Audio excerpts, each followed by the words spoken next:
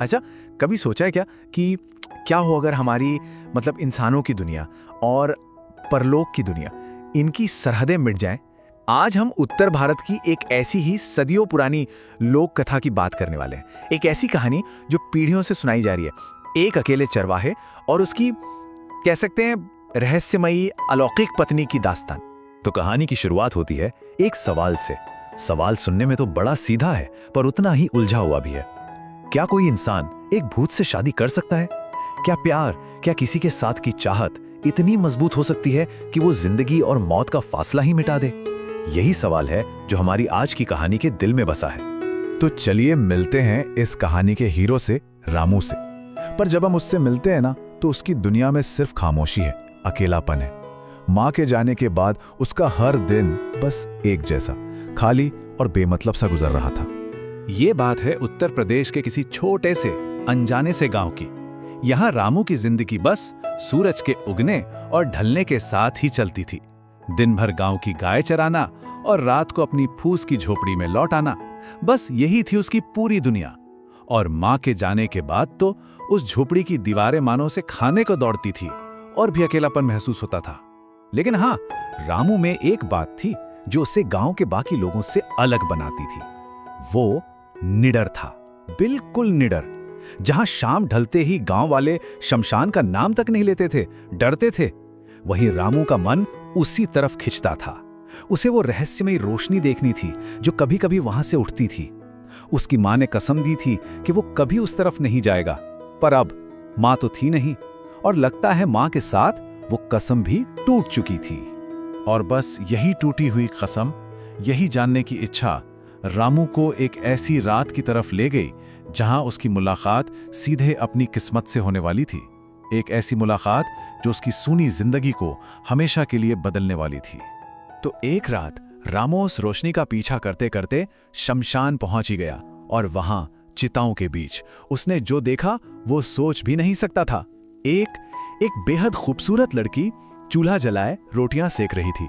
मतलब उसकी खूबसूरती उस वीरान जगह पर यकीन करने लायक ही नहीं थी। उसने रामू को देखा और उसकी आवाज में ना एक अजीब सी मिठास थी। उसने पूछा, क्या रोटी खाएगा? अब रामू, जो कई दिनों से बस रूखा सूखा ही खा रहा था, वो भला कैसे मना करता?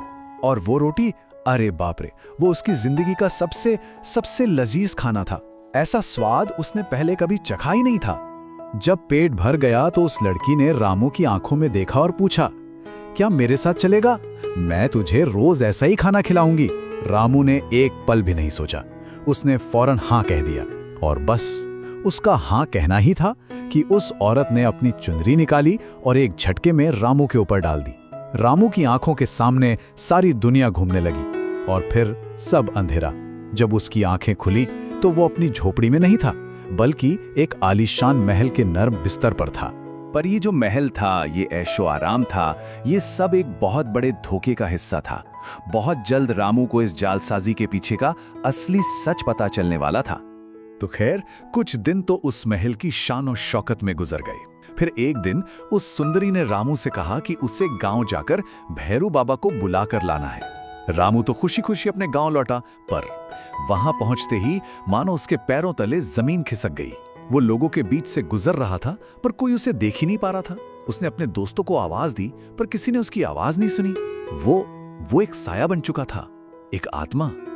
और इस पूरे अंधेरे में ना उम्मीद की सिर्फ एक ही किरण थी, भैरू बाबा।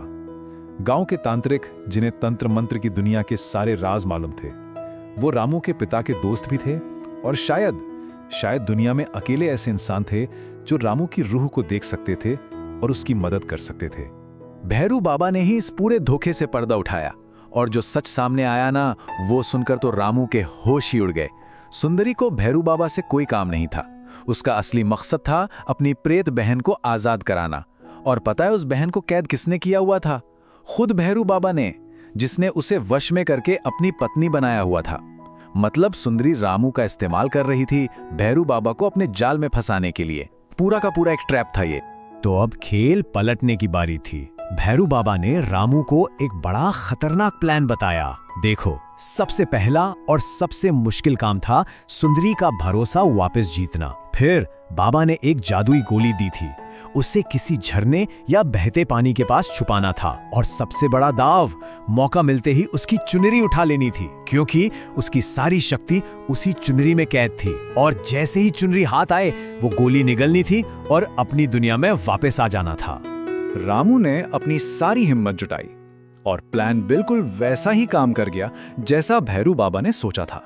और इसी जीत के साथ रामू और उस भूतनी सुंदरी के बीच एक ऐसे रिश्ते की शुरुआत हुई जिसकी कोई कल्पना भी नहीं कर सकता था। एक बड़ा ही अनोखा वैवाहिक जीवन। हुआ ये कि जैसे ही रामू चुनरी लेकर अपनी दुनिया में वापस आया, सुंदरी भी बेबस होकर उसकी झोपड़ी पर आ पहुंची। जब तक उसकी चुनरी रामू के पास थी, वो उसे छोड़कर कहीं भी नहीं जा सकती थी। उसे एक इंसान के रूप में ही रहना था। वो अब पूरी तरह से रामू के वश में थी। और फिर वक्त गुजरता गया। भैरू बाबा ने सुंदरी को अपनी चचेरी बहन बता दिया और गांव के सामने दोनों की शादी करवा दी। धीरे धीरे जो रिश्ता एक धोखे और मजबूरी से शुरू हुआ था ना, उसमें जिंदगी की मिठास घुलने लगी। 5 साल के अंदर उनके घर 2 बेटे हुए, भोला और चंदन। रामू के जो बंजर खेत थे, वो पता नहीं कैसे सोना उगलने लगे। और देखते ही देखते कई साल बीत गए। वो गरीब चरवाहा रामू अब गांव का इज्जतदार और अमीर किसान रामलाल बन चुका था। जिंदगी बहुत खुशहाल थी, परिवार पूरा हो चुका था। लेकिन दशकों बाद एक जश्न के मौके पर उस चुनरी की वापसी का पल आ ही गया। वो पल जो इस कहानी का रुख हमेशा के लिए बदलने वाला था। मौका था रामलाल और सुंदरी के बेटों की शादी का। घर में शहनाइयां बज रही थीं, पूरा गांव जश्न में डूबा हुआ था। सोचिए, इतने दशकों के साथ के बाद रामलाल और सुंदरी अपनी आंखों के सामने अपने परिवार को फलता फूलता देख रहे थे। तो जब औरतों के नाच गाने का कार्यक्रम शुरू हुआ, तो सबने सुंदरी से नाचने को कहा। पर सुंदरी ने एक शर्त रख दी।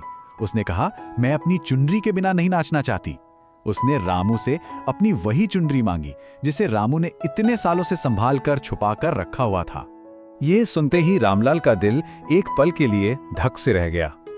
वो चुनरी, इतने सालों से वो उस राज की हिफाजत कर रहा था। उसने पहले तो मना किया, लेकिन जब उसकी अपनी बहुओं और बेटों ने भी जोर दिया ना, तो उसका दिल पिघल गया। उसने सुंदरी के चेहरे को देखा और सोचा, यार पूरी जिंदगी तो इसने मेरे साथ गुजार दी। अब हमारे बच्चे हैं, नाती पोते होने वाले हैं, भला अब यह हमें छोड़कर कहाँ जाएगी? और बस इसी भरोसे ने, इसी प्यार ने उससे वो फैसला करवा लिया जो उसकी जिंदगी की सबसे बड़ी और आखिरी भूल साबित होने वाली थी। उसने संदूक से वो चुनरी निकाली और सुंदरी के हाथों में रख दी। चुनरी हाथ में आते ही सुंदरी के चेहरे पर एक अजीब सी चमक आई, जिसे रामलाल उस वक्त समझ नहीं पाया। और फिर उसने नाचना शुरू किया।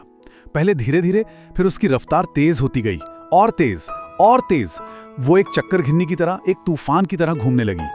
इतनी तेज कि बाकी औरतें भी डरकर पीछे हट गईं। और फिर इससे पहले कि कोई कुछ समझ पाता, वो नाचती हुई परछाई हवा में विलीन हो गई, जैसे वो कभी वहां थी ही नहीं। सुंदरी जा चुकी थी, हमेशा हमेशा के लिए।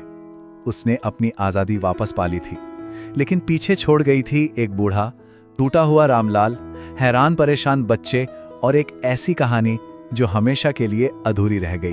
और ये कहानी हमें आखिर में इसी सवाल के साथ छोड़ जाती है। जरा सोचिए, अगर उस दिन रामलाल का प्यार, उसका भरोसा न जीतता, अगर वो चुनरी वापस ना करता, तो क्या होता? क्या वो दोनों एक खूबसूरत झूठ में अपनी पूरी जिंदगी गुजार देते?